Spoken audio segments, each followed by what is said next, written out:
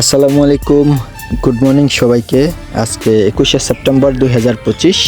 আমি যাব ঢাকা উত্তরের 3 নম্বর সেক্টরে। গাড়ি দিয়ে যদি যাই তাহলে প্রচুর যানজটে ভুগতে পারি, আর সেই ঝামেলা এড়াতে চিন্তা করলাম মেট্রো রেল দিয়ে যাব।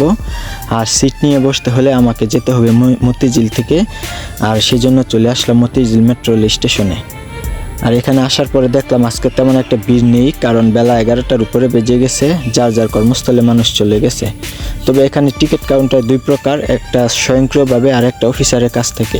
তো আমি অফিসারের কাছ থেকে টিকিট নিলাম, নিয়ে ইমিগ্রেশনের মতো যে ক্রসিংটা আছে সেটাতে টিকিট পাঞ্চ করে চলে গেলাম ভিতরের দিকে। আর সিঁড়ি দিয়ে উপরে ওঠার সময় দেখেন এখানে কত প্যাসেঞ্জার যাচ্ছে। তবে উপরে প্ল্যাটফর্মে এসেই দেখি রেল রেডি।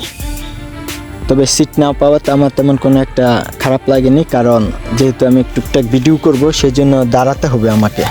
আর দাঁড়ানো অবস্থায় বাইরের দৃশ্যগুলো ধারণ করতেছিলাম, আর ঢাকার সুন্দর সুন্দর জায়গার দৃশ্যগুলো আমার ক্যামেরায় উঠে এসেছে আপনাদের জন্য।